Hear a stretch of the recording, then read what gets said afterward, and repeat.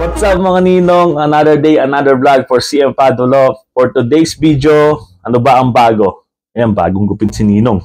Bagong tasa. Alam mo, army ka ta. Ayan. For today's video, titingnan natin kung sino yung ipinares ko kay Guardian Deity. Tapos, titingnan din natin kung gaano nakalalaki yung mga bago nating pisa na inakay dun sa mga nagsipisa this week. At saka, yung mga inakay natin na mapalaki. Okay? Yan nga, kagigising lang natin. Tignan nyo naman yung eye bags ko, Ninong, oh. Ayan, oh. Laki pa. Ayan.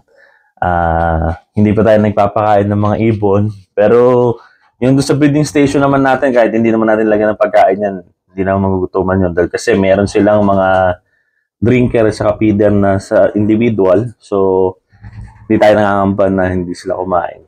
Pero dito sa mga ano rito, yung nasa colony, hindi naman din sila nagugutom dahil kasi meron din silang feeder dito.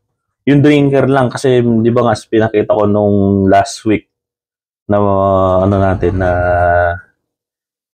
na vlog. Di ba nagpo-frozen yung tubig natin sa drinker. So, yun lang ang inaan natin. Yun lang ang medyo nagwo-worry tayo.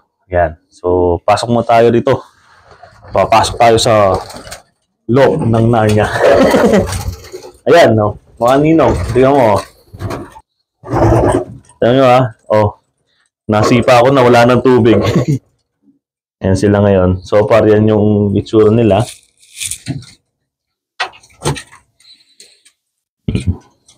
Yan mga ninong. Gutom na. Nagwawala na sila. Yan.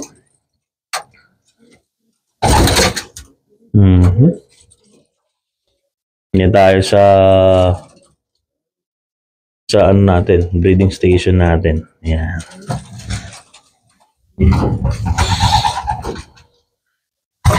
So far, ang ganda naman yung one nila. Ayan, oh. Ang ganda naman yung humidity dito sa loob. So, wala pa rin namang wala pa rin namang itlog. Ayan. Ayan yung mga ninong.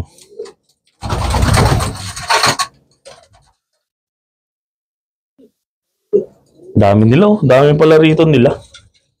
Ko pala rito, nailagay ko sila rito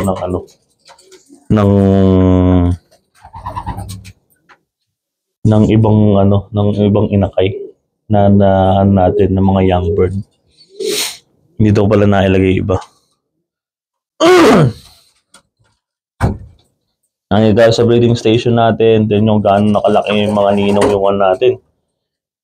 Yung mga young bird natin na pang entry sa one low place. Ayan. Ayan, katulad nito. Line ng 7. Ayan. Ito, malaki na rin yung nag-iisa na inakay. Dito din, may nag-iisa rin dito na inakay. Ayan, Baldwin. Ninong. Tignan natin yung malapitan.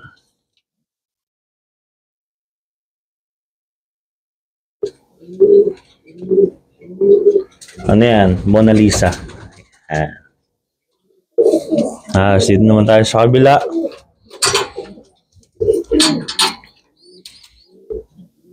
Porsche 911 tsaka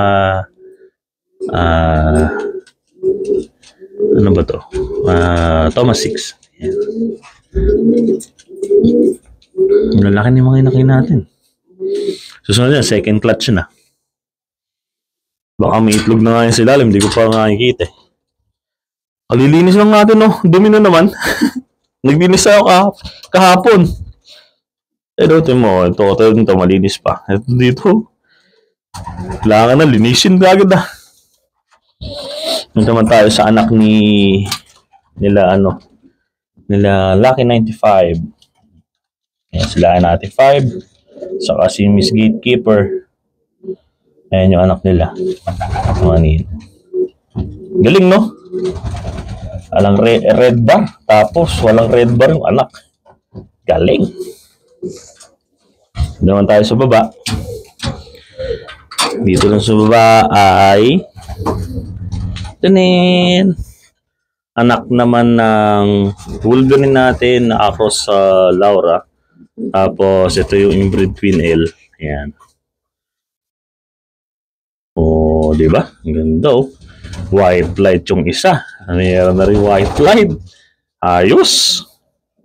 Ayan. White light at saka isang blue bar. Laki na sila. Dito naman tayo sa colony. Parang colony breeding naman ang style nito. Ito. Isang check, blue check, at saka isang white light. Blue check, white light. Hindi pala, blue bar, white light siguro yan. Ayan. Ito nag-iisa na to. Ito isa. Kasi ito, blue bar. Blue check pala, blue check lang. Dito ako natutuwa eh. Ito, throwback to.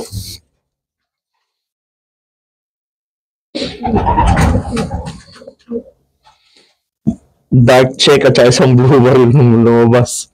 Ang nanay niyan, bali blue checkered at saka blue bar. Tapos ang lumabas, ayan. Throwback. Yan, mas ganda na yun. At least alam natin kung saan yung pinagmulan. Kasi ang pinagmulan nun ay Philip Norman, tapos Shellens. Ayan yung mga nanay tatay nila, andito nakakawala. Tsaka kasama nila yung ibang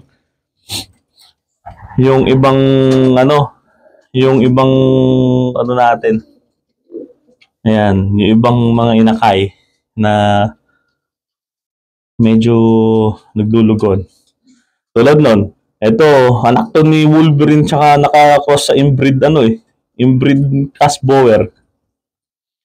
Anak ng Porsche 911 natin, parehas. Yan. Asan yung mga Wolverine natin dito? Yung mga granddaughter ni Wolverine nandito sa baba. Ayan. Ito. Ayan yung isa. Granddaughter ni Wolverine. Si isa. Sabihin naligaw. Usually dalawa yan ah. Yung isa sa likod. Ayun. Sa likod na to, ayan. Isang checker dun sa dulo. Blue check sa dulo. Ayan. Apo ni Wolverine yan. Hen. Pinost ko to sa IP dyan. Walang bumibili. Ito. Baka siguro hindi bentahin yung Wolverine kaya ganyan. Oh, tingnan mo yung half sister niya. Ito yung half sister niya, white light. Ang nanay niyan, sa baba, andito sa baba. Pareho ko, hen din to eh. Mukhang hen eh, pero maganda yung tsura nito dahil bilugan yung katawan nito, mga ninong eh. O, diba ma? O, ganda nung magpapalit pa ng yan, nagpapalit ng tokpak. Ayan, ng mga balahibo. Ayun, may kidlat pa sa mata. Tawag natin yan, si kidlat. Ayan. Si CM Padua 930 yata 931 parang ano. Ay sinasabi ko sa kanila half sister oh. Yan. Half sister nito. Half sister nito yan. Ito yung ito, magkapatid. Ayun, nanay kasi nito nanalo sa nanay nito ay nanay nung nanalo natin sa sa Louisiana, which is si Guardian Deity. Yeah. Okay mga ninong, pakainin ko muna sila. So yan nga mga ninong, nagpakain na tayo sa kanila. Binigyan natin ng bagong inumin nila. Ayan, nagbigay tayo ngayon ng oregano. Ayan, sarap na sarap sila ng uminom ah. Ayan, ubos na rin nando sa feeder nila. Bali yun mga ninong, may nagtatanong din sa akin kung ano daw ba yung pinapakain ko pagka ganitong winter. May nagturo kasi sa akin si Boss Art Martires. Yan, shoutout kay Boss Art. Tinuruan niya ako ang pwedeng ipakain na mas mura na tipid din. Bali ganito. Yan, nakita nyo, mas madami yung mais. Mapapansin nyo mga ninong, ayan o. Mais at saka safflower ang pinagsasama ko para tumaba din yung iwan, kumbaga. Yan mga ninong. Binigyan ko na rin ng pagkain to. Pati yung mga ano natin dito sa mga breeder cage. Yan. Yan. Binigyan ko na ng bagong tubig din nila. Yan mga ninong.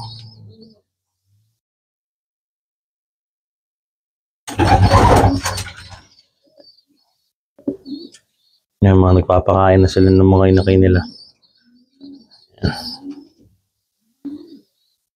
So yun mga ninong. At nga pala yung sinasabi ko sa inyo kanina na kung sino yung kapartner ni Guardian Deity. Ayun nga mga ninong, andito tayo sa exciting part.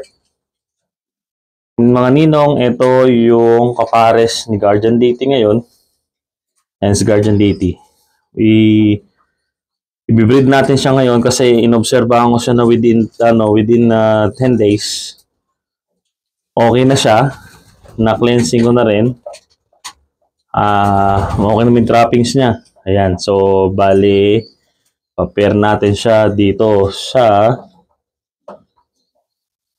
ito yung Baldwin natin na pan-third sa sa dropping sa blue bucket. Ayan.